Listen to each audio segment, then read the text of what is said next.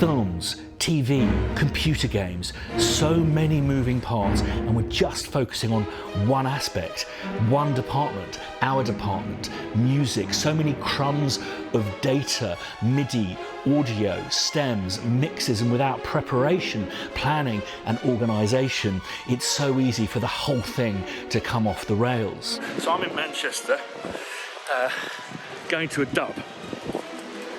This is when just three departments of a film get together for a fight. Music, sound, and the most important, dialogue, come together to be mixed to the final lock of a show to be delivered to the broadcaster or the studio. These occur in Manchester. So dubs take place in a dubbing theatre, which is one of my favourite rooms to go into. Whether it be a big one or a small one, it's basically a cinema with a mixing desk inside it, the best of all worlds. Sound is a combination of ambiences, whether that be traffic noise or room tone, a plane going over, lasers being fired, stuff that is generated away from usually the filming process. And then you have Foley, which is, the way I describe it, it's any point where there is a sentient interaction with its environments, whether that be something as simple as clothes being moved around or footsteps. These tend to be made bespoke for each show by Foley artists. And then you have dialogue, and you'd think that's simple. It's not. For blockbusters, certainly stuff with massive action scenes and all of that kind of stuff, you'd be surprised how much of the dialogue is actually original on-set dialogue. So much of it is ADR, which I think, excuse me if I'm wrong, stands for alternative dialogue recording, when they re-record the dialogue afterwards. But then you've also got stuff like holler, which is when you get actors to scream and grunt and moan, all of those things that sound editors, or rather dialogue editors, can put in alongside crowd sessions. People screaming, singing, encouraging your antagonist or protagonist along. So each department has a number of layers which they consolidate into a smaller number of layers, so the dubbing engineer has a fighting chance. I've just finished an absolutely gargantuan project, a TV show of 22 episodes that spanned the last 2 years of my life. Something like 10 hours of music, 350 odd cues. We got to hour 20 with this stuff. Bitsy, burnt in time code, our master and commander. Hours, minutes, seconds, frames. In Britain, TV tends to be 25 frames per second, or FPS. Film, it tends to be 24 FPS, which is what this project was. I think in America, TV tends to be 30 or 29 point something, something, something. Excuse me for my ignorance there. But the king of all sound is dialogue. If you can't hear what people are saying, you've basically lost. It's DOA. So TV tends to be organised into episodes, and for our music department, we organise music starts and stops into things called cues. Now, I believe the word cue comes from the theatre, where often, I think probably vaudeville, that kind of stuff, you'd know that you were due to come on stage because the band would play a little piece of music, would cue you on. So I think that's where the word comes from, but they're basically starts and stops. It could be a short stab, a sting of less than a second even, all the way to a massive long action sequence that could be 10, 20 minutes long. So you decide upon these starts and stops in what's called a spotting session. These can be quite a long process, maybe 2-3 days for a movie, where you really get down to not only where the music should go, but also what its purpose. So the thing I tend to set up at the beginning of a show, particularly a big one like the one I've just finished, is to create what I call a Bible. It's a one-stop shop of everything you need to keep the thing organised. And what you'll see here is I have a code, which is the title of the cue. I'll usually put an underscore there and include the cue name. So I tend to organise projects into 3-letter acronyms, a little bit like airports. And then we've got Series 1, Episode 101, M01, and that means that's a music cue 01. at some point all of these files are going to get mixed up into the dubbing machine, and that M signifies music. And you'll see here we've got a series of spotting notes that prelude, set the scene, mark glint in eye, and be clear for titles. I've just made these notes up. And you'll see here that we've got a time code in of 10 hours, and I've set up this so it can actually calculate the time, which is quite complicated because there's a mixture of bases, obviously hours, minutes, seconds, and frames. And here's the little algorithm there. Now I'm going to share this with you, and you can copy it into your own Google Drive or indeed Excel or something like that if you want to have a look at it, tailor it for your use. So we go through spotting all of the cues, and then it comes down to the nitty-gritty, writing the thing, at which point you tend to generate huge amounts of MIDI, the stuff that's in the box.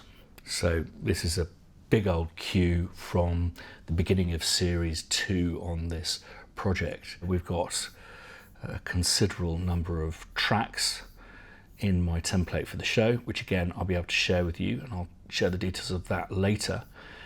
And this gets all consolidated down into a series, because this does go on forever, of multi-tracks by using something that Logic calls stacks, are armed and ready to go so that you can just immediately lay down your multi-tracks. So it's not 720 odd instruments, it's a mere 40. So the art of the process, beyond composition and production and arrangement, orchestration and recording, is the consolidation of stuff from its finest detail, sounds, notes, music harmony, live sessions, MIDI, audio, into multi-tracks, which are, it's a distillation of all of those little details, which then get mixed into mixed stems, which stands for stereo masters. But the most important thing within this process is to be able to go from that minute detail, a single note, all the way to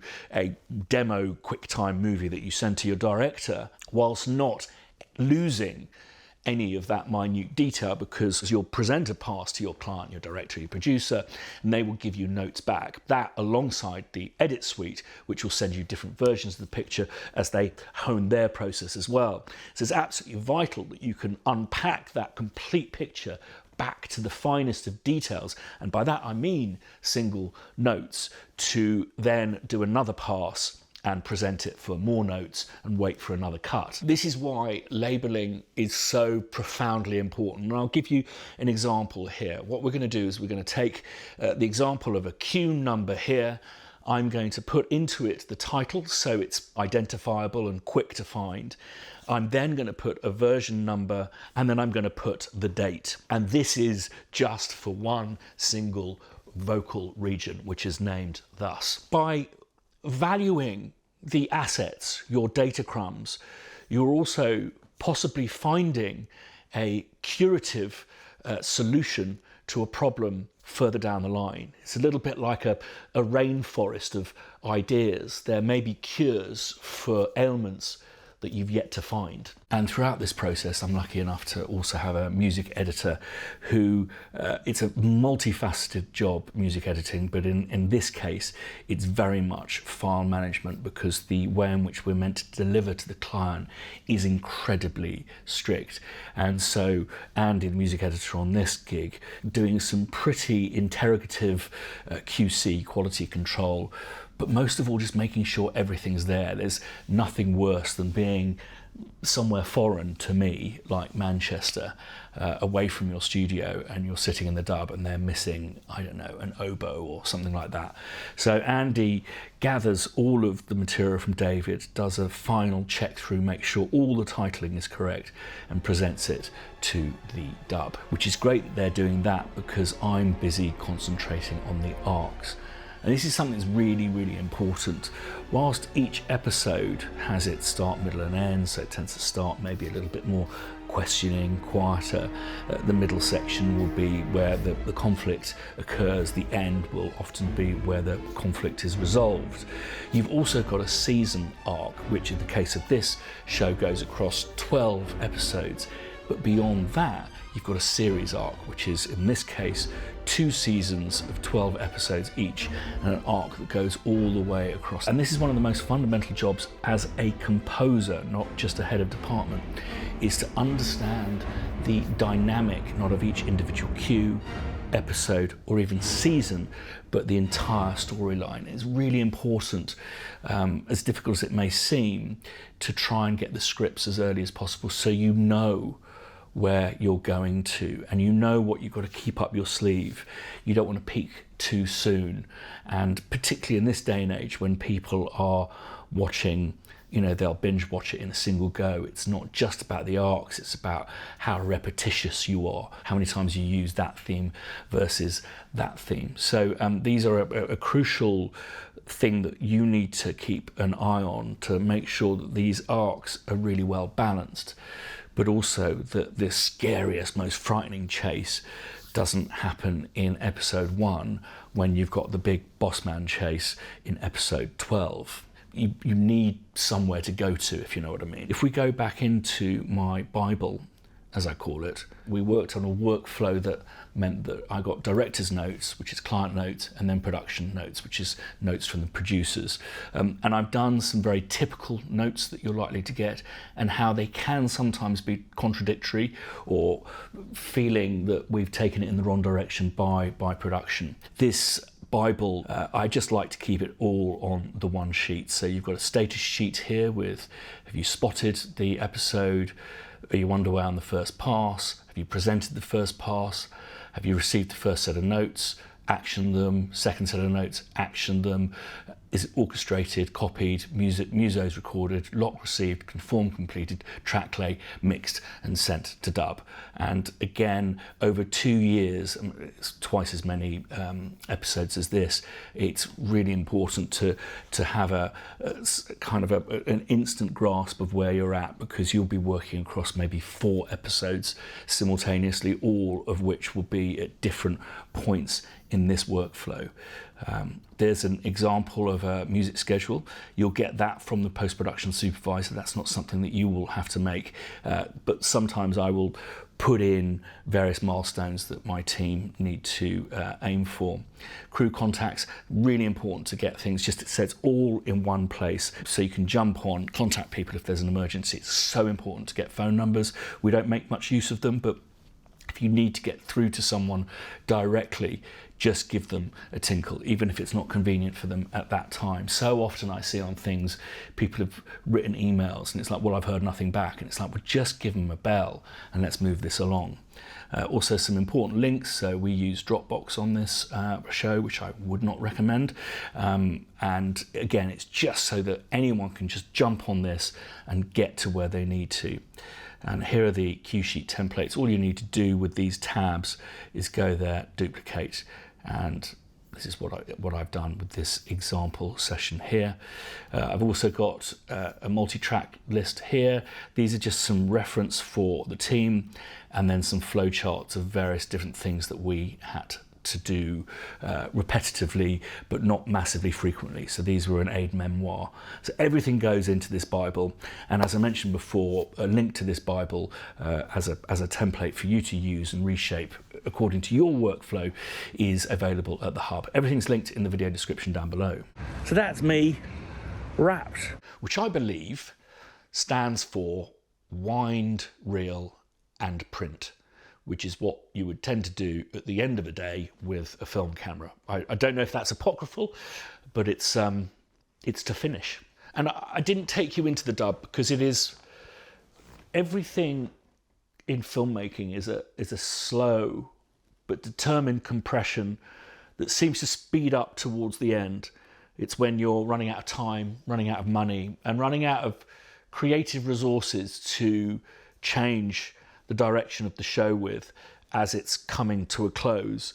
So it's something that people don't particularly appreciate being filmed because it's fairly fraught, stressful. Different departments are working within their comfort zones, but also making suggestions which will be outside their field of knowledge. This dub has been absolutely glorious, and I do hope to introduce you to the dubbing engineer Neil, who not only was the dubbing engineer, but also did all of the sound, all of the dialogue editing, all of the mixing. So I very much felt like an interloper every time I entered his space, but he was incredibly accommodating and welcoming, and I'd love to introduce you to him maybe in the new year. If there are some questions that you'd have for sound, dialogue, or indeed a dubbing engineer, it would be a great opportunity for you to put them in the comments down below.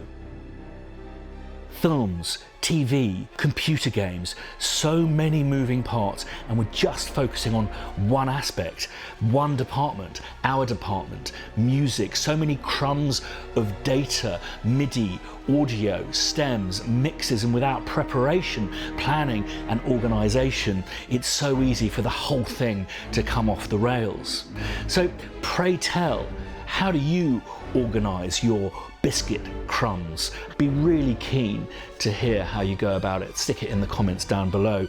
As I've said before, this is a very small enterprise and the heartbeat is this channel. So if you haven't, please subscribe, tell your friends, your family. Right, remember, piss poor preparation results in piss poor productivity.